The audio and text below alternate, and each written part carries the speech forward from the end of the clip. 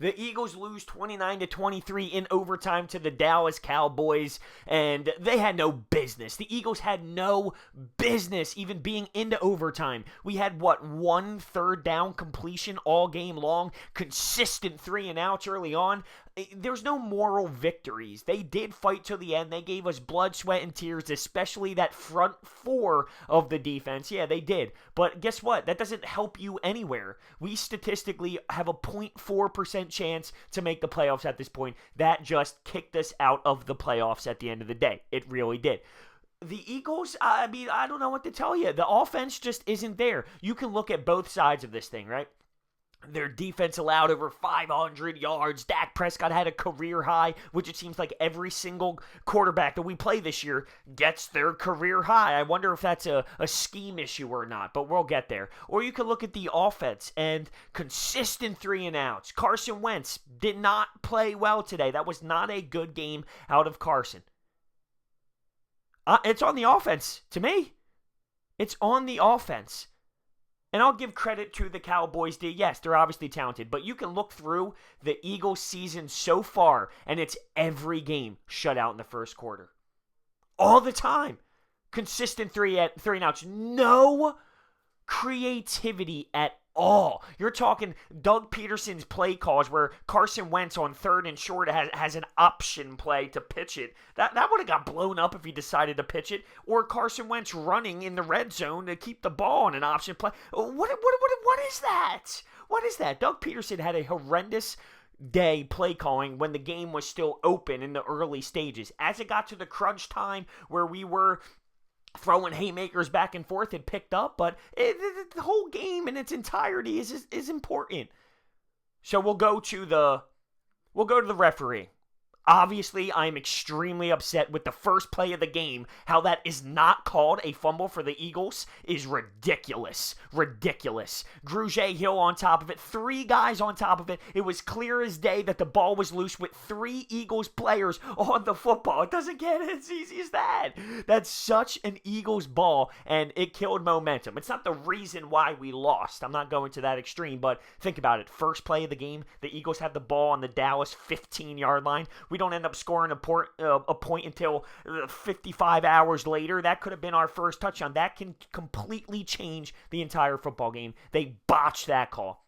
Then the Dallas Goedert touchdown. As soon as Amari Cooper scores on the first play of their drive, Dallas Goedert gets one, but they call an offensive pass interference. Now, we score on that drive anyway, so it doesn't hurt as bad, but wow. And yeah, there were plays for the Cowboys that were bad.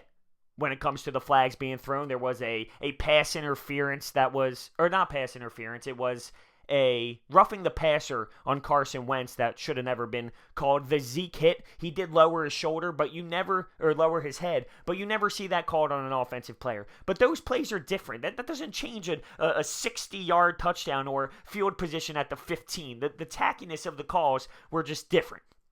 It wasn't the reason why we lost. We played terribly throughout this game until the end, but it was just not enough. It was not enough. Time of possession, 45 minutes for the Cowboys, 22 for the Eagles. There was no reason for us to even be involved in that game, and the Eagles just... it's one of those seasons. It's just one of those seasons where Doug Peterson needs to look in the mirror. Let's get to the Jim Schwartz. I never got to the Jim Schwartz thing, okay? Because the front four played amazing. Michael Bennett, Fletcher Cox, Brandon Graham, and I'll even say Rasul Douglas in the secondary had a good game.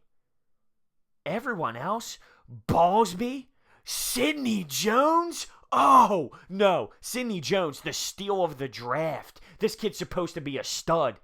He stinks. He stinks. He's horrible. Horrible. A trash can. He was getting torched all game long. By the way, you saw Corey Clement have to leave early due to an injury. Josh Sweat left at one point. Jason Kelsey had to leave. Man. I want to say the team fought back, and yeah, sure. What does that give you? It gives you a loss. It gives you a loss. Dak Prescott throws for 455 yards. Okay? 455 yards. He did have a fumble loss. He had 2 interceptions, costly. Like the Dallas Cowboys offense, in my opinion, still stinks. To have the ball for 45 minutes to only come up with 29 points in overtime, their offense still stinks. Amari Cooper had over 200 yards, 3 touchdowns. One was on that Ballsby play. And Jim Schwartz, this bothers me. You put Ballsby, we yell at him for the soft coverage all the time, which he used throughout the game. And I can run by it on my notes how many times soft coverage, put a star. Soft coverage, put a star. The amount of stars on my paper is ridiculous. But so he puts man-to-man Ballsby on Amari Cooper with no safety help. What? How do you even think that that's going to work? You put press coverage on a man-to-man. Ballsby, the guy who we picked up off the street 7 weeks ago on Amari Cooper? Now, I get it, we're running out of options, but that's when you use your brain. If you're going to do it, fine, but put some help over the top. I know we're banged up. And at the end of the day, this defense gave us opportunities, mostly because of the front four and Rasul Douglas, but they gave us opportunities to keep this going because our offense was just blah all night.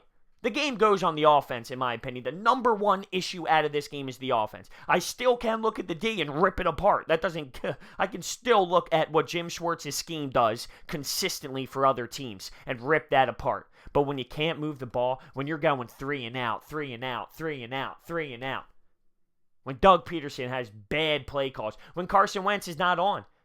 He had a 3rd and 2 or a 2nd and 2.